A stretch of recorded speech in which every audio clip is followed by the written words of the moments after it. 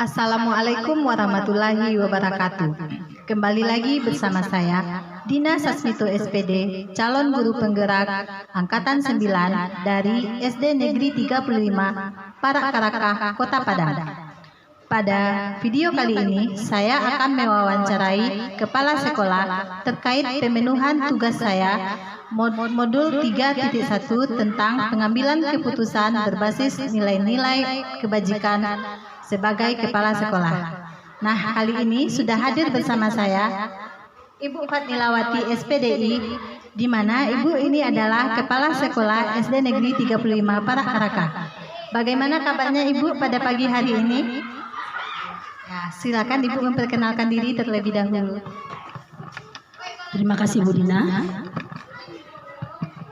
Perkenalkan, nama saya Fatnilawati SPDI. Saya adalah Kepala Sekolah SDN Negeri 35 Parakarakah, Kecamatan Padang Timur, Kota Padang, Sumatera Barat. Pada kesempatan kali ini saya sangat berbahagia sekali ada guru saya sebagai guru penggerak sekolah saya yang melaksanakan tugas ke modul 3-nya.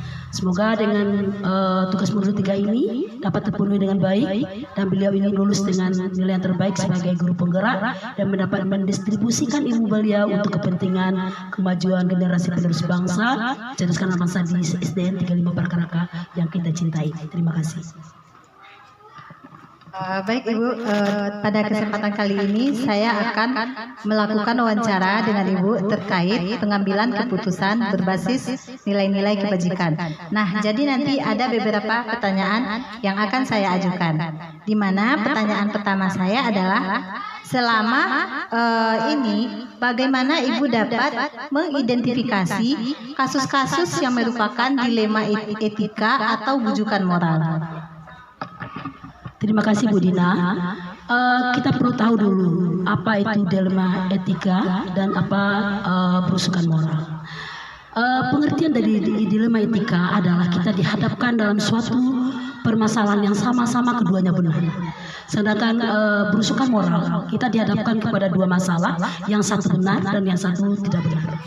Di sini saya mengambil keputusan itu selalu mengidentifikasi masalah itu sendiri dan mengambil keputusan itu mengutamakan kepentingan bersama di atas kepentingan pribadi atau golongan. Demikian. Baik Ibu, terima kasih. Berarti dengan kata lain di sini menurut Ibu, dilema etika itu apabila Ibu dihadapkan dengan situasi di mana keduanya sama-sama benar, mengandung nilai-nilai kebenaran, sementara bujukan moral itu di mana satunya benar dan satunya salah. Kemudian lagi Ibu, pertanyaan keduanya, bagaimana Ibu menjalankan pengambilan keputusan di sekolah, terutama untuk kasus-kasus di mana ada dua kepentingan yang sama-sama benar atau sama-sama mengandung nilai kebajikan? Terima kasih Bu Dina. Saya dalam melaksanakan tugas di SD 35 Parakarakah selalu mengutamakan kepentingan bersama di atas kepentingan pribadi. Di sini ya, ibarat kata pepatah, bule kato demo fakat, bule ayah de pembuluh. Jadi kami selalu bermusyawarah ya, melaksanakan rapat dinas sekali sebulan atau sesuai dengan situasi dan kondisi yang ada.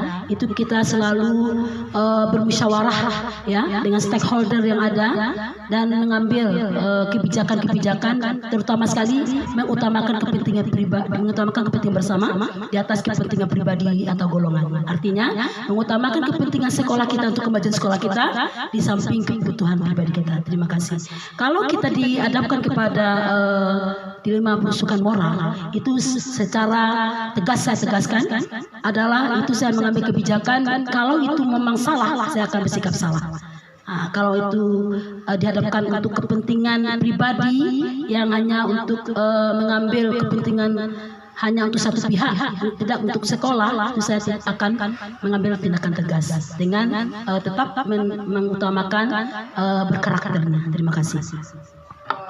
Ibu, berarti dapat saya simpulkan bahwa dalam pengambilan keputusan di sekolah, jika Ibu dihadapkan dengan dua nilai yang saling yang sama-sama benar, Ibu selalu terlebih dahulu mementingkan kepentingan bersama atau kebaikan untuk sekolah ya Bu.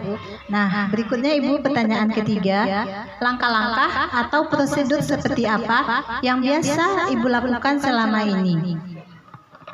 Terima kasih Bu Dina. Saya selalu berkolaborasi dengan baik dengan stakeholder di sekolah saya.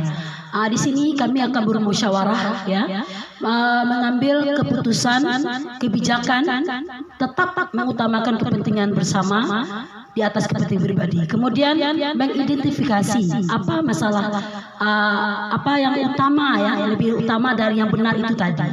Kemudian kita melakukan langkah-langkah berikutnya. Contoh, saya mau keluar di sekolah, harus ada juga untuk memantau situasi dan kondisi perkembangan pendidikan. Maka saya akan berkolaborasi dengan tim-tim yang solid di sekolah saya, membentuk wakil kepala sekolah sesuai dengan bidang-bidang dan spesifikasi pendidikan yang dia punya. Contoh, saya akan memilih wakil kepala sekolah, kemudian wakil kesiswaan yang sesuai dengan bidang-bidang siswa nanti mengenai perlombaan segala macam. Nah, beliau inilah yang akan kompeten untuk mengurus itu. Kemudian saya juga membentuk wakil kepala sekolah bidang humas. Beliau ini nanti akan berurusan dengan hubungan masyarakat antara sekolah dan masyarakat itu tadi. Contoh, adanya UKS, maka saya menyuruh ibu yang saya tunjuk yang berprofesi sebagai guru olahraga untuk itu. Kemudian ada lagi sarana prasarana, juga saya menunjuk salah satu teman yang kompeten tentang itu untuk wakil haset. Demikian Gilina. Jadi dengan kata lain, langkah-langkah yang Ibu ambil itu terutama sekali dengan bermusyawarah. Kemudian jika Ibu dihadapkan kepada dua pilihan, Ibu identifikasi dulu masalahnya, kemudian mengajak seluruh stakeholder di sekolah untuk bermusyawarah dan melakukan tugas-tugasnya. Begitu ya Bu. Kemudian lagi Ibu, pertanyaan berikutnya, hal-hal apa saja yang selama ini Ibu anggap efektif dalam pengambilan keputusan pada kasus-kasus dilema etika, apabila misalnya Ibu dihadapkan kepada dua kasus dilema etika. Nah, langkah apa yang menurut Ibu efektif untuk menyelesaikan kasus tersebut? Terima kasih Bu Dina. Saya akan selalu berkolaborasi luar biasa dengan guru hebat saya di SDN 35 Parakaraka dan mengambil keputusan. Tetap kita memegang teguh nilai moral dan etika tadi, bahwa semua yang kita lakukan itu adalah untuk kepentingan bersama di atas kepentingan pribadi untuk kemajuan SDN 35 Parakaraka yang kita cintai. Demikian. Baik Ibu, luar biasa sekali ya. Kemudian apakah Ibu memiliki sebuah tata kala atau jadwal tertentu dalam sebuah penyelesaian kasus dilema etika? Apakah Ibu akan langsung menyelesaikannya di tempat, atau Ibu memiliki sebuah jadwal untuk menyelesaikannya? Bentuk atau prosedur seperti apa yang akan Ibu jalankan? Terima kasih Bu Dina. Kalau saya dihadapkan oleh dilema etika, maka di saat itu juga saya akan melakukan pengambilan keputusan atau penyelesaiannya. Di samping nanti ada kami menskalakan, ya, contohnya musyawarah itu di rapat dinas, saya akan mengulang kembali dan akan memberikan kontribusi yang luar biasa untuk peningkatan itu tadi. Terima kasih. Kemudian lagi Ibu, pertanyaan berikutnya, memang sedikit banyak pertanyaan ini Ibu. Adakah seseorang atau faktor-faktor apa yang selama ini mempermudah atau membantu Ibu dalam pengambilan keputusan dalam kasus-kasus dilema etika ini?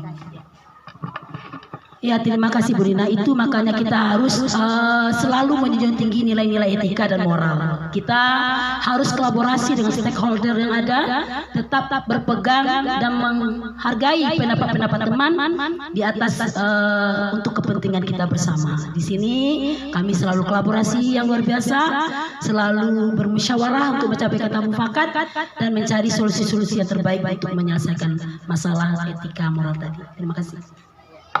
Kemudian lagi Ibu, pertanyaan terakhir, dari semua hal yang telah disampaikan, pembelajaran apa yang bisa Ibu petik dari pengalaman Ibu dalam mengambil keputusan dilema etika ini? Baik, terima kasih Bu Dina. Jadi dari pengalaman saya selama di SD 35 Parakaraka, itu pengambilan etika tadi, itu kita harus sesuai dengan hati nurani untuk kepentingan bersama, selalu kolaborasi, tetap memegang teguh rasa saling percaya mempercayai, saling harga menghargai, dan tanpa saliru. Kemudian kalau dari belusukan moral, saya sangat tegas tidak akan pernah melakukan hal yang seperti itu, dengan tetap ya memberikan pengertian yang luar biasa dengan gaya yang berkarakter. Demikian. Terima kasih. Ya, jadi dapat disimpulkan pengalaman yang dapat Ibu petik itu semua masalah akan diselesaikan dengan musyawarah ya Ibu. Baiklah Ibu, terima kasih banyak untuk waktunya. Semoga Ibu semakin sukses. Terima kasih banyak Ibu. Demikianlah hasil wawancara saya bersama Ibu Kepala Sekolah saya. Saya ucapkan terima kasih. Assalamualaikum warahmatullahi wabarakatuh. Selamat siang Pak, apa kabarnya hari ini? Alhamdulillah baik. Terima kasih Pak atas waktunya yang telah memberikan saya kesempatan untuk mengadakan wawancara dengan Bapak terkait untuk pemenuhan tugas saya, di mana pada kesempatan ini saya ingin bertanya tentang beberapa cara untuk pengambilan keputusan berbasis nilai-nilai kebajikan sebagai pemimpin. Adapun pertanyaan pertama saya, bagaimana selama ini Bapak mengidentifikasi kasus-kasus yang merupakan dilema etika atau bujukan moral? Baik, Dino, terima kasih. Untuk ini tentu perlu kita bedakan dulu mana yang dilema etika, mana yang bujukan moral. Kalau dilema etika itu kan suatu pernyataan yang benar dengan yang benar, kemudian bujukan moral suatu pernyataan yang benar dan salah. Itu kita harus membedakan itu dulu, itu yang penting sekali. Oh ya, jadi kita harus membedakan dulu di mana menurut Bapak kalau dilema etika itu antara pernyataan benar dan benar, sementara bujukan moral itu benar dan salah. Nah, selama ini bagaimana Bapak menjalankan pengambilan keputusan di sekolah, terutama untuk kasus-kasus dilema etika ini, di mana ada dua kepentingan yang sama-sama benar atau sama-sama mengandung nilai kebajikan. Bagaimana cara Bapak menjalankan pengambilan keputusannya? Begini, seandainya itu terjadi, dan dulu juga pernah kami mengalami sebagai kepala sekolah tentang dilema etika. Jadi antara ini tentu kita harus mengidentifikasi dulu kemanfaatannya bagaimana, mana yang lebih besar faedahnya bagi diri kita. Nah, tentu itu yang kita dahulukan. Nah, walaupun ini juga ada manfaatnya, tentu yang lebih besar bagi kita. Terus bagaimana ini bisa jalan keduanya, kita mengikuti yang lebih besar, tentu yang lainnya bisa kita minta bantuan rekan-rekan kita mungkin untuk menjalankan ini juga supaya terlaksana seperti itu. Berarti dengan kata lain berdasarkan prinsip kebermanfaatan untuk orang banyak begitu ya Pak ya. Kemudian langkah-langkah atau prosedur seperti apa yang biasa Bapak lakukan selama ini dalam menghadapi kasus dilema etika ini? Pertama sekali kita tentukan dulu seperti apa yang disampaikan tadi, identifikasi ini sama-sama benar.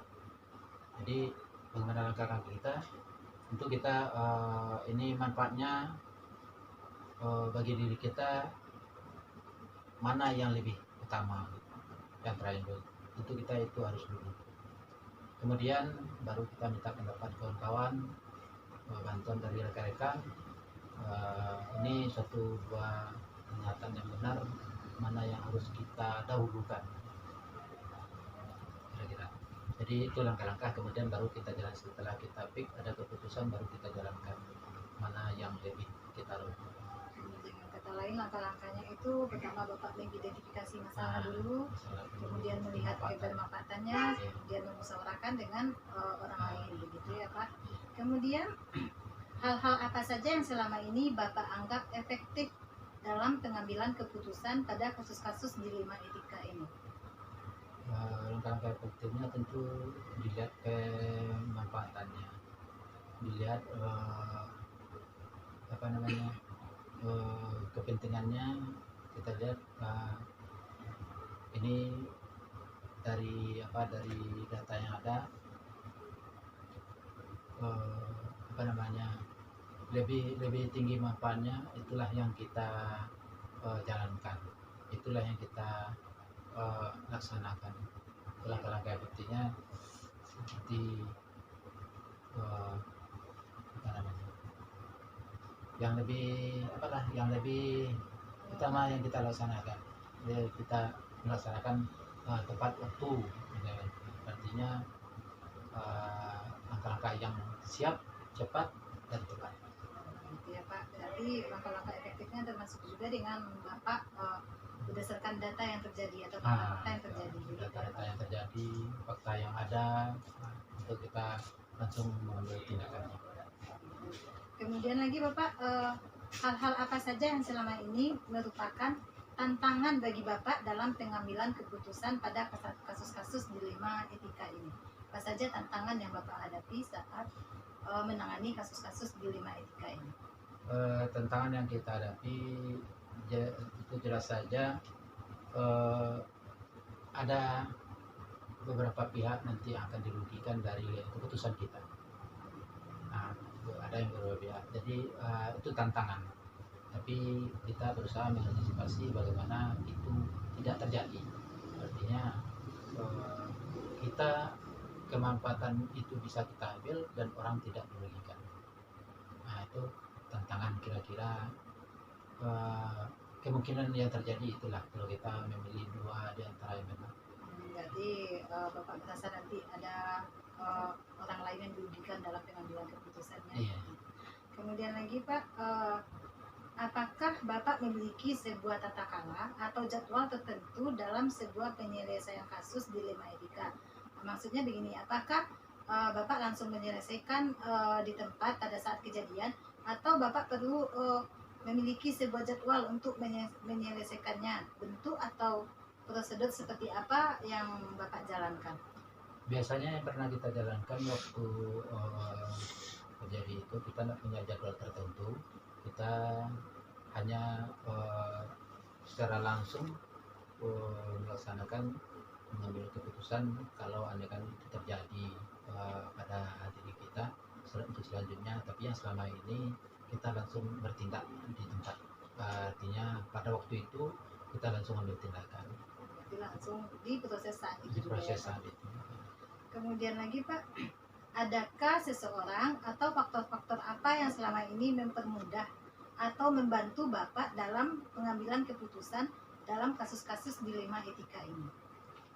Faktor-faktor yang membantu itu tidak lain bukan kalau di sekolah yang terjadi adalah rekan-rekan sejawat, guru-guru yang ada di sekolah ini. Itulah yang membantu kita dalam mengambil keputusan yang terbaik. Baik Bapak, kemudian lagi pertanyaan terakhirnya, dari semua hal yang telah Bapak sampaikan, kira-kira pembelajaran apa yang dapat Bapak petik dari pengalaman Bapak mengambil keputusan dilema etika ini? Pengalaman yang terasa ya selama ini, kira-kira secara pribadi itu lebih mendewasakan diri, lebih mematangkan diri sebagai seorang pemimpin untuk mengambil keputusan, karena penyelesaian suatu persoalan, apakah itu benar dengan benar, benar dengan salah, itu adalah tanggung jawab seorang pemimpin. Jadi dengan kejadian ini rasanya menjadi pribadi yang lebih kuat, karena bisa menyelesaikan suatu masalah itu sudah menjadi suatu kebanggaan. Jadi pembelajaran yang bisa kita ambil di sini adalah lebih membuat diri kita itu menjadi orang yang kuat, tetap semangat. Itu ya. Baik Bapak, demikianlah hasil wawancara kita kali ini. Terima kasih untuk waktunya dan semoga saja hal ini sangat bermanfaat sekali, dan sekali lagi terima kasih untuk kesempatan yang telah Bapak berikan. Terima kasih Pak. Ya. Assalamualaikum warahmatullahi wabarakatuh.